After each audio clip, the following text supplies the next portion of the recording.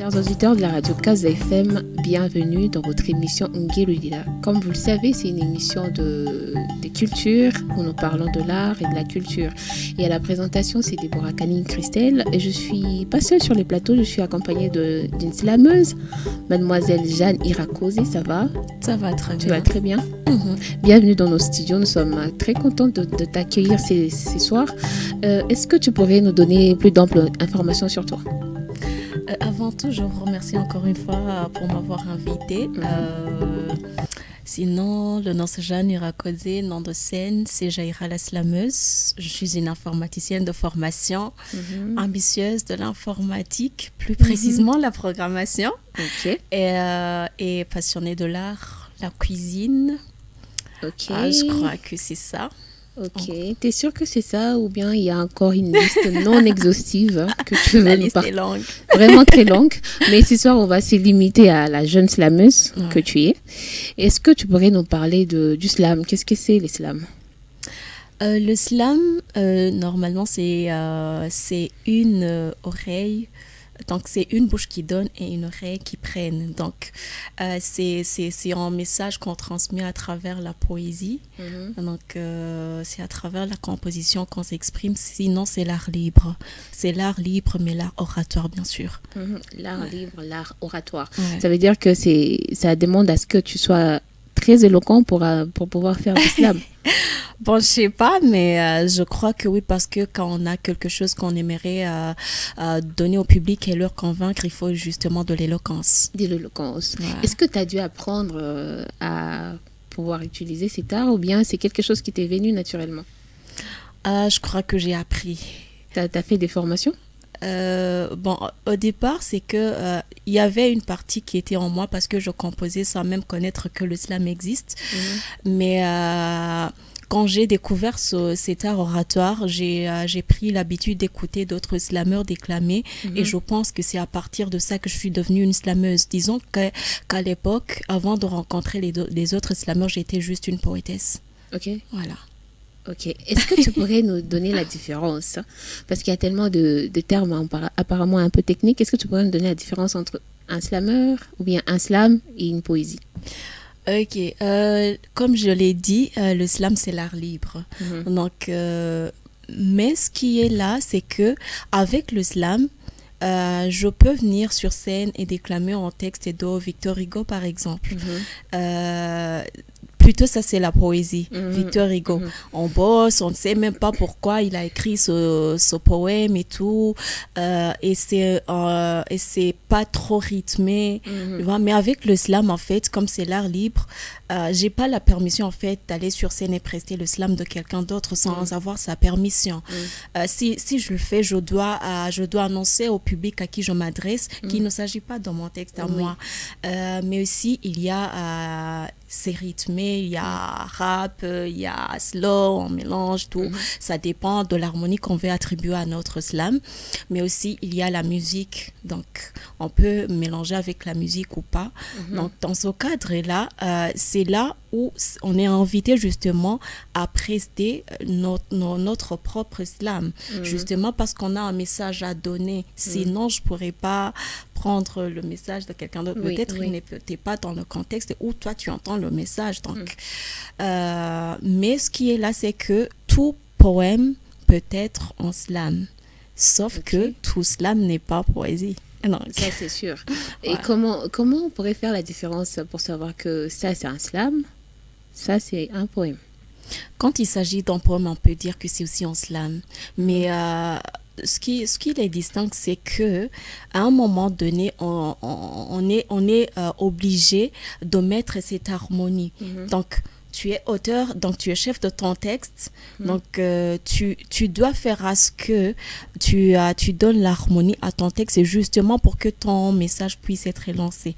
Mais c'est pas forcément un message qui est derrière, parce que il y a ces fois où on écrit justement pour l'accès au public, mais quand même il doit y avoir quelque chose qu'on doit transmettre à un public, alors que pour un poème normalement c'est peut-être justement pour mettre des émotions comme ça, pour faire voyager le public comme ça. Donc sinon, il n'y a pas la force du message, du fond en fait.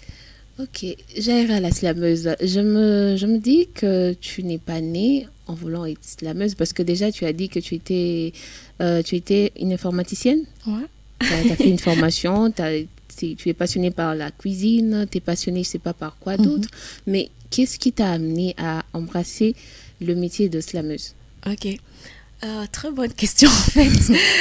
En fait, moi, je dirais que dans mon adolescence, j'aimais beaucoup écouter les chansons. Et en écoutant les chanteurs, j'ai trop suivi Céline Dion. Dans ses chansons, elle parlait de l'amour. Mais il y avait une certaine qualité que je ne trouvais pas dans les chansons burundaises. Okay, je m'excuse. Okay, alors, c'est ton avis. Alors, direct, moi, je me suis dit, on peut parler de l'amour et dire je t'aime, je t'aime, je t'aime. Finalement, l'amour n'a pas besoin que de ces messages de dire je t'aime seulement. Moi, je voyais d'autres angles dans lesquels on n'arrive pas à toucher, que j'aimerais alors toucher moi, justement pour transmettre les messages. Je me disais, je pourrais parler de l'amour parlant de la déception. Il y a des escroqueries entre les copains, copines et tout. Moi, je voyais que j'ai envie de donner un message quelconque. C'est à partir de ça que j'ai commencé alors à écrire sans pouvoir que le slam existe. C'est après avoir rencontré des slameurs que j'ai directement embrassé l'art. Et jusqu'aujourd'hui, la motivation, c'est que c'est l'art qui m'aide à m'exprimer, à transmettre un message librement. Donc, c'est ça. Corrige-moi si j'ai tort, mais est-ce que tu as rencontré cette passion quand tu étais adolescente? Alors, c'est juste une question. Je pense que oui. Parce que, en tout cas, j'ai commencé à composer quand j'étais adolescente. Quand tu as rencontré les chansons d'amour de Céline Dion, c'était quelle chanson qui t'avait fait rencontrer la passion du slam? Bon, je pense que toutes les chansons de Céline Dion, parce qu'à un moment, donc le matin, j'étais là, j'écrivais ces chansons, j'essayais de comprendre ce qu'elle a voulu dire. Par exemple, si c'est une chanson en anglais et tout. Donc, je pense que c'est beaucoup plus ces chansons, mais bien sûr, comme d'autres chansons. Et à un moment, je me retrouvais à faire la comparaison entre les chansons internationales et les chansons burundaises. Ah, d'accord. Ok. Et à partir de ce moment-là, j'imagine que tu as commencé à reproduire tes propres textes et que c'est là que tu as rencontré, tu as fait la connaissance de ta passion du slam. Non, en tout cas, il y a eu des années et des autres sans pouvoir rencontrer des slameurs parce que j'ai même presté la première fois n'ayant pas pris connaissance du slam. Donc, disons que c'était un poème, mais c'était en tout cas un texte à moi. Okay. Donc, je l'ai presté et c'est après que j'ai entendu parler des slameurs sur la radio écoutant une émission et directement j'ai noté leur adresse et je me suis rejoint à eux et dès le jour où je suis allée dans le club pour la première fois, j'ai continué jusqu'à aujourd'hui. Et j'imagine que dans le club, vous bénéficiez de formation. À l'époque, franchement, où moi j'ai rejoint le club, il n'y avait pas de formation. Avant, il y avait des formations. Mais moi, quand j'ai rejoint le club, il n'y avait pas de formation. C'est d'ailleurs aujourd'hui qu'il y a encore des formations qui sont en train d'être faites. Moi aussi, j'ai bénéficié des formations quand j'étais déjà slameuse. Okay. Donc, voilà. Et quel type pas type, mais forme de slam, toi, tu pratiques? Bon, le slam, c'est l'art libre, comme je l'ai dit. Okay. Donc, moi, je pense, parce que je ne suis pas une littéraire, je ne me base pas beaucoup plus sur la littérature. Moi, ce qui est important, c'est enfant, c'est le message que je vais transmettre. Donc, ça dépend en fait justement d'un public à qui je vais m'adresser. S'il s'agit d'une compétition, là, je suis vraiment compétitive. Okay. C'est le slam compétitif qui est là. Mais quand je suis, quand il s'agit peut-être d'une situation, ou plutôt d'un public qui est dans une trame quelconque, là, je suis slow, comme ça. Donc, tu t'adaptes facilement à ton public pour transmettre ton message au travers du slam. Et quel est le processus créatif derrière la création de tes textes? Bon, c'est justement connaître un public, Je pense que c'est spécialement ça, et savoir le thème ou plutôt le sujet que tu vas aborder, parce que c'est là où tu dois donner un fond vraiment qui est pertinent. C'est pourquoi on doit connaître le public, qu'est-ce que le public aime. C'est même là où tu te décides, je vais écrire en français, en kirundi, en anglais, en swahili ou en quoi. Donc c'est juste de connaître le public et maîtriser justement le sujet que tu vas aborder. Donc, avant que toi, tu ne conçoives un texte, tu t'assures d'abord de connaître ton public. Ouais, c'est ça. À chaque fois. À chaque fois. Et tous tes textes, ils sont en kirundi ou en français, dans quelle langue? Bon, moi, la plupart de mes textes, c'est en français. Mais maintenant, j'ai aussi des textes, pas moins de textes qui sont en kirundi. Il y a des vidéos que j'ai publiées et tout. Mais aussi, parfois, je compose aussi en anglais. Ça dépend du public. Comme parfois, je mélange. C'est seulement le swahili que je n'ai pas encore essayé. Il faut essayer toutes les sphères. Je suis nulle. Bon, je ne sais pas, c'est toi qui le dis. Hein. Mais est-ce que tu pourrais nous dire, toi en tant que slameuse, je ne sais pas si dans le milieu du slam, il y a beaucoup de slameuses, mais toi, en tant que slameuse, quel serait, selon toi, le rôle du slam et son impact dans la société? Ok, normalement, le rôle du slam, c'est vraiment un rôle important parce que voilà, à un moment, on transmet les messages. Il y a vraiment la sensibilisation dans nos communautés, dans la société. Mais aussi, il y a cette influence sur les décideurs. Parfois, tu déclames un texte, tu touches, tu ne sais pas combien tu touches, et il y a peut-être les décideurs. Mais aussi, il y en a, donc à part cette sensibilisation, cette influence qu'on a, il y a aussi, disons, l'étude. C'est en fait une autre école parce qu'on apprend. Et quand on sait qu'on est slameur ou slameuse, on doit être sûr qu'il y a des gens qui te regardent. Donc, tu dois être une personne qui inspire les autres. C'est pourquoi on doit aussi voir quel comportement il te faut, mais aussi savoir qu'est-ce que je veux. Mais sinon, il y a aussi, je dirais, l'influence sur la communauté, c'est que il y a donc en même temps c'est l'entrepreneuriat. Donc quand c'est le cas, à un moment tu peux mettre en place un club et la communauté en bénéficie. On fait des spectacles, en même temps on fait entrer de l'argent pour soi que pour l'entourage et tout. Donc pour moi le slam, je dirais que c'est l'entrepreneuriat qui est là. C'est l'entrepreneuriat qui est là. Mais est-ce que pour nos familles, pour nos parents qui sont un peu dans le mode traditionnel, ils ne connaissaient pas ce que c'est, ils ne savent pas ce que c'est le slam. Est-ce que ça n'a pas été un choc pour tes parents de savoir que, ok, notre fille va être slameuse ou bien elle est déjà slameuse? Ça n'a pas été un choc? Bon, en fait, disons que c'était un choc parce que d'abord, j'étais la première personne à devenir artiste dans ma famille et en même temps, j'étais une fille. Donc, avoir un temps pour aller dans des répétitions, c'était de la délinquance de leur part. Et quand on est une artiste, ou plutôt un artiste, c'est vraiment quelque chose qui sonne pas bien pour beaucoup. Donc, c'est comme si... tu vas pas suivre les études, c'est comme si tu vas mal te comporter et tout. Donc c'était vraiment un choc, mais parce que moi je connaissais donc ce que je veux, je me suis battue et c'est après des années que je suis devenue la fierté pour ma famille. Qu'est-ce qui s'est passé? J'aimerais savoir quel est l'élément déclencheur de cette fierté de la part de ta famille. Donc, je pense que c'est quoi en fait? En fait, façon, j'ai continué à faire le slam, acceptant toutes ces disputes, toutes ces critiques autour de moi. À un moment, je me suis retrouvée invitée dans des événements, dans des grands événements. Et j'ai arrivé à un niveau de sortir du pays. Donc, le fait que j'étais avec des gens que même peut-être mes parents aussi avaient envie de rencontrer, d'avoir leurs audiences, mais que moi, je suis avec eux. Donc, ils se sont dit à un moment que et finalement, c'est vraiment, tu vois. Donc, me voir aussi à la RTNB, c'était une fierté pour... En tout cas, Donc, je pense que c'est après avoir laissé mes actions parler qui sont devenues fières de moi. Ah, d'accord. Voilà.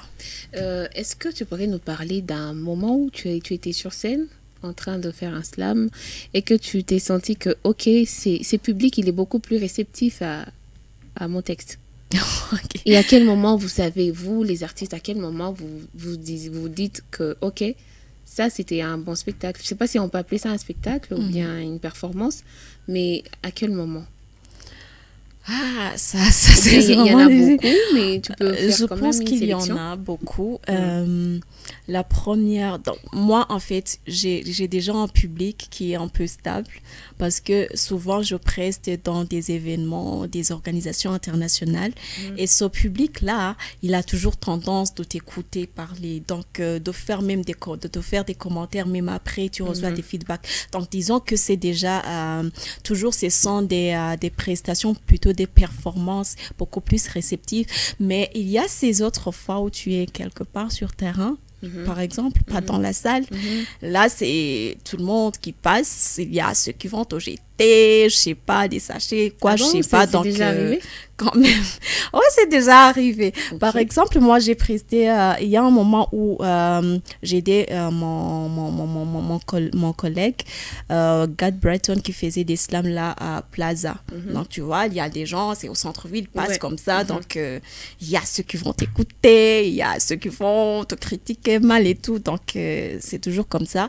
Mais quand même, l'autre public que j'ai eu et que j'ai dit que c'est vraiment réceptif, c'est dernièrement quand j'étais à New York, donc en 2023.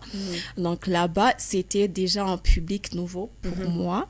Et ils étaient beaucoup plus anglophones. Et comme je ne m'attendais pas à avoir droit à la parole, je ne pouvais pas inventer un slam en anglais. Même en français, c'est difficile d'avoir quoi écrire dans 2 minutes comme ça. Donc, j'ai presté. Et finalement, ils m'ont fait des feedbacks, me montrant que finalement, ils étaient beaucoup plus attentifs. Ils ont écouté mon message. Donc là, j'ai dit, waouh, c'est ça. Et parmi tous tes textes, parmi tous les textes que tu as dû slammer, lesquels de tous tu en es les plus fiers? Ou bien tu es fier de tous tes bébés? Les artistes aiment appeler ça des bébés. Je sais pas comment toi tu les appelles, mais est-ce que toi, tu as un texte pour lequel tu es vraiment fier? À chaque fois, tu réécoutes, tu regardes et tu te dis, ok, ça c'est parmi mes chefs-d'œuvre. Bon, ouais, il y en a un que j'ai intitulé Assez. Okay. Donc j'aime le texte, seulement j'aime pas encore la vidéo. Donc j'attends refaire une autre vidéo en fait, parce que les vidéos que j'ai, j'en suis pas fière, mais c'est en texte et franchement à chaque fois en fait que je le déclame, il y a même mon public qui dit waouh, ça c'est en texte. Voilà. Assez. On sent même une certaine énergie, genre tu en as assez quoi. En tout cas oui. Ok. Est-ce que tu pourrais nous parler de défis? Parce que c'est vraiment quelque chose d'encourageant pour les jeunes femmes et les jeunes en général, de voir un slameur ou une slameuse qui veut aller au-delà des étiquettes, aller au-delà des clichés et de mettre en avant son art. Mais toi, en tant que femme, parce qu'on sait que la femme, c'est vraiment difficile de pouvoir aller au-delà des clichés, de pouvoir mettre en avant son art et sa passion. Comment toi, tu t'en es pris? Comment ça s'est passé? Est-ce que ça a été vraiment difficile ou bien tu peux nous énumérer des défis que tu as rencontrés tout du long? Ok. Merci beaucoup. En fait, les défis, dès le départ jusqu'aujourd'hui, il y en a des défis et il y en aura toujours, bien sûr. Mais je pourrais parler déjà en tant que fille, c'était pas facile du tout justement se mettre devant un public, surtout quand il faut déclamer un texte, disons, engagé. Donc il y a des critiques qui sont derrière toi, tu es une fille, tu devrais trier quoi dire et ne pas dire. Donc ça c'est déjà un défi, mais quand on est engagé, qu'on doit justement se mettre dans la peau de différentes personnes, on doit vraiment prendre ces risques. Mais avec le temps, beaucoup plus des défis qui sont là, qui sont pour tous les slameurs, c'est parfois faire un texte et finalement tu te retrouves à un moment, c'est pas un texte qui a été reçu par tout le monde parce que peut-être tu as parlé de quelqu'un, il y a quelqu'un qui s'est senti dans ton texte et tout. et tout. Donc là, déjà, tu vois quelqu'un qui est en train de pleurer, ou plutôt, tu vois. Donc, à un moment, tu te retrouves déjà être limité. À la prochaine, tu dois limiter quoi écrire et tout. Mais surtout en défi, moi qui me fait tellement mal jusqu'aujourd'hui, c'est quand on commande un texte. On commande un texte, on t'impose un thème sur lequel tu vas travailler, tu composes et tout. Et puis, le lendemain de la prestation, plutôt le même jour, on te dit « Ah, finalement, l'événement a été raté, on ne va pas le faire. » Donc, ils ne tiennent pas compte que toi, tu as au moins pris un temps de faire une nuit blanche à écrire et tout, à composer, à bosser. Donc, en tout cas, pour moi, au moins, ils devraient reconnaître qu'on a déjà travaillé, parce que pour un slammer, le travail n'est pas du tout cette prestation sur scène. Il y a un travail d'avant, mais aussi, il y a ces fois, on fait tout. Donc, on a écrit, on a bossé, on vient sur scène, on preste, on applaudit, mais on ne te paye pas. Donc, ça, c'est déjà quelque chose qui me fait mal. Autre chose qui me fait mal, c'est qu'au Burundi, on a tendance à exclure le slam dans les arts, ou plutôt dans d'autres formes de disciplines qui devraient être dans une compétition quelconque. En tout cas, quand on parle d'art et d'artistes au Burundi, c'est comme si on parle un chanteur, une chanson. Donc, c'est comme si nous autres, on est où? Sinon aussi, quand il faut parler des compétitions d'entrepreneuriat, un slammer, pourquoi il n'est pas les bienvenus? Parce qu'à chaque fois, c'est comme si on invite quelqu'un qui a une entreprise quelconque. Or, il y a nous autres qui ont nos entreprises dans nos têtes. Oui, c'est vrai. Donc, ça m'a fait mal comprendre les artistes et slameurs ainsi. Mais aussi, au moins, il faudrait nous donner la chance de participer au moins dans des expositions. Parce que dans d'autres pays, les expositions slam se font. Même ici, quand il y a un festival, par exemple, il y a des expositions qu'on fait, mais en tout cas dans des événements, ou plutôt dans des trucs qui sont organisés par le gouvernement, on n'est pas du tout reconnu. Et ça m'a fait mal. Je comprends bien pourquoi tu as fait les textes assez. Peut-être que tu l'as fait pour ça. Je sais pas. Je n'espère pas que tu as fait pour ça. Mais est-ce que faire du slam, c'est rentable pour un artiste? Pourquoi pas? C'est rentable. Tu peux nous expliquer les processus? Comment vous faites des rentrées d'argent? Est-ce qu'on vous paye selon les textes que vous produisez, ou comment? Bon, normalement, comme jusqu'aujourd'hui, le droit d'auteur au Burundi, c'est toujours un problème. Quand même, on soit payé par prestation. Jusque-là, en tout cas, surtout les ONG, ils ont déjà compris que le slam, c'est vraiment quelque chose d'important dans leur boulot.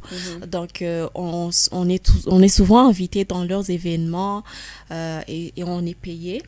Mais à part ça aussi, nous aussi, on se fait des vidéos. Quand on a fait une vidéo quelconque, ou plutôt quand on a publié, il y a déjà d'autres artistes internationaux.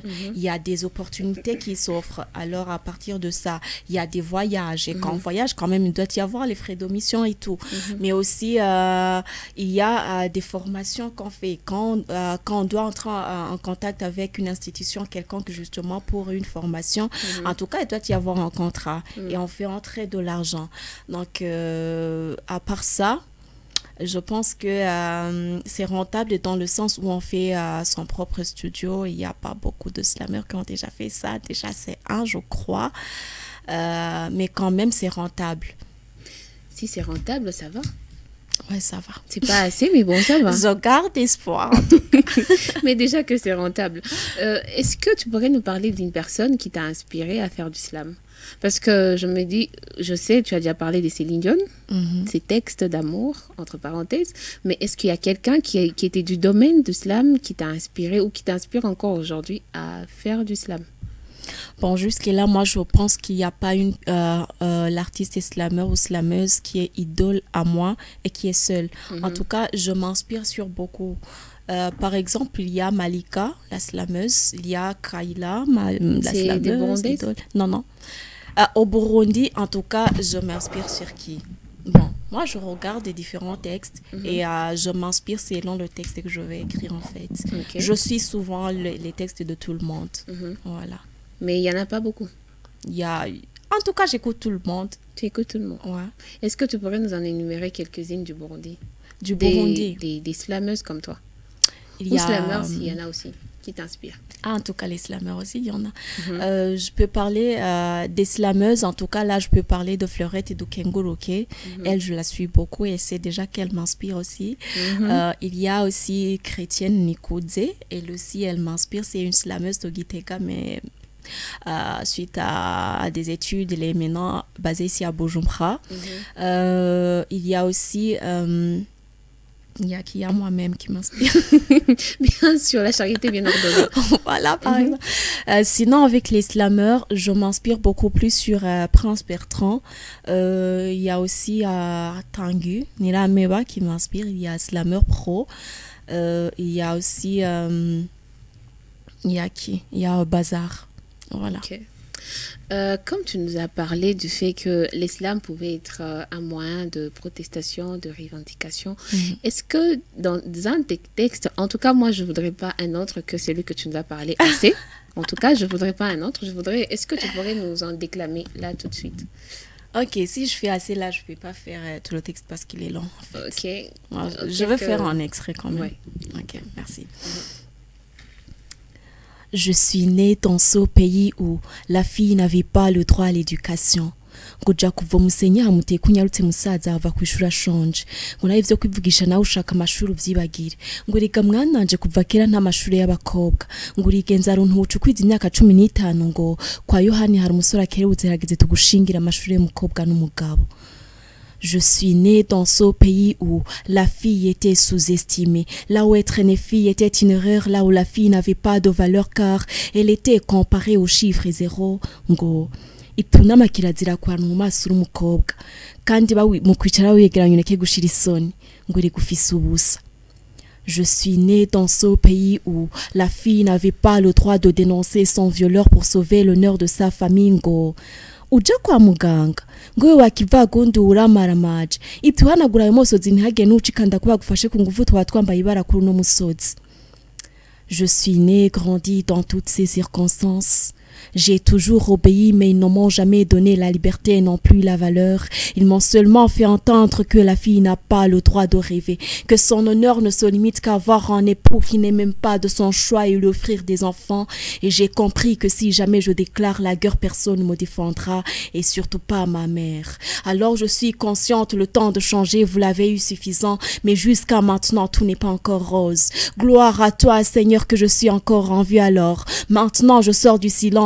J'ose assez à toutes ces violences car je suis une fille. J'en ai assez. Que la justice soit faite. Arrêtez de nous traiter comme des machines et nous forcer au mariage. La fille a aussi, malgré le silence, elle mérite bel et bien réfléchir. J'en ai assez à tous ces mariages forcés. Assez à toutes ces grossesses précoces. Arrêtez de me priver de l'éducation de qualité car je suis une fille.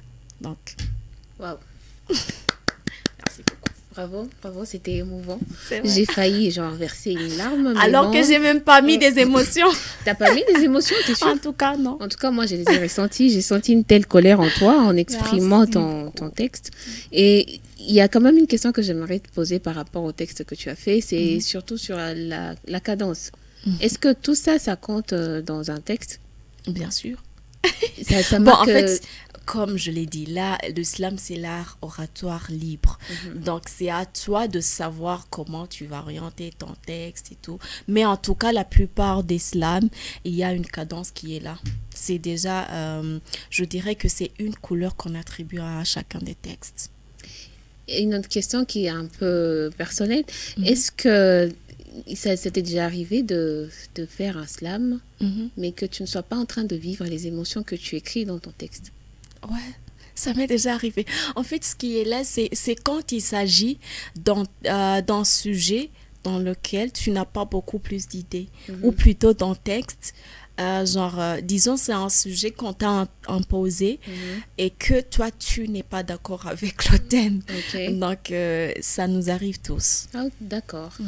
Mais pour aller vers la fin, est-ce que tu pourrais nous donner des conseils pour des jeunes filles ou des jeunes carrément qui aimeraient aussi embrasser par exemple les métiers de slameuse, de slammer, pas slameuse parce que tu es slam. C'est parce que tu es une fille que je dis tout le temps slameuse, mais entre-temps, c'est juste pour donner une idée. Pour ceux qui voudraient à l'avenir embrasser les métiers des slammeurs, qu'est-ce qu'ils devraient faire, comment ils devraient s'outiller pour embrasser ces métiers. Bon, merci beaucoup. Déjà, il y a disons, des filles que des garçons parfois qui nous contactent justement pour savoir comment elles pourraient se lancer aussi dans cet art oratoire. Donc, moi, ce que je leur dis toujours, c'est d'ailleurs d'avoir un objectif.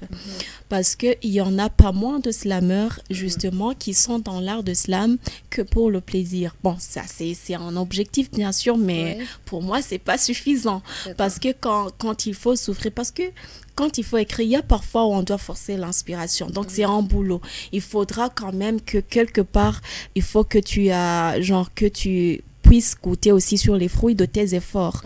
Moi, ce que je leur dirais, c'est prendre le slam comme une profession. Et quand on prend quelque chose comme une profession, on doit faire à ce qu'on se donne le maximum, mais aussi, et quand il faudra justement se donner au maximum, on doit trier qu'est-ce qu'il faut faire, qu'est-ce qu'il ne doit pas faire. Par exemple, moi, quand j'ai commencé le slam, donc parmi beaucoup de sujets que moi, je touche, il y a les violences basées sur le genre, il y a la vie d'une fille. Donc, moi, c'est la société qui m'en parle. Et quand j'ai commencé à traiter ce genre de sujet, j'ai eu pas mal de critiques de ceux qui me disaient donc, tu le fais pour plaire aux autres, pour plaire à ces organisations et tout. Mais aujourd'hui, donc il y avait des slammeurs qui me disaient ça, mais aujourd'hui, ils sont en train de rédiger pas moins de projets qui sont autour de ces sujets. Donc, quelque part, je dirais à tout le monde alors qu'il faut se lancer avec un objectif et voir si tu es en train de donner ce qu'a besoin la société. Donc, ceux qui vont te critiquer avant, ce sont eux-mêmes qui reviendront justement pour t'obtenir la main. Donc, en gros, c'est ça ce que j'ai à leur dire. Parce qu'il y a des défis, je ne peux pas leur dire qu'il n'y a pas de défis, il y en a et il y en aura toujours. Mais quand on a déjà un objectif, on doit se battre justement pour atteindre cet objectif. Bienvenue. Voilà, on doit se donner des moyens pour atteindre son objectif. Justement. En tout cas, merci beaucoup Jaira la slameuse ou Jeanne, comme tu veux. Mais je vais rester sur Jaira la slameuse. Je sais que vous aimez quand on vous appelle par les noms d'artistes. Merci à toi d'avoir répondu présent à notre invitation. Merci de nous avoir partagé ta passion, ton émotion aussi. On l'a ressenti. Moi, je l'ai ressenti sur le plateau. Et merci à vous, chers auditeurs, de nous avoir écoutés à la radio Kaza FM. C'était toujours l'émission Ngelulila. À la présentation, c'était Déborah Kanigi. Et merci à Raja Tunga d'avoir assuré la mise en onde et à Monsieur Patrick au côté image. On vous donne rendez-vous pour la prochaine émission et passez une bonne soirée. Kazoza FM, be your own boss.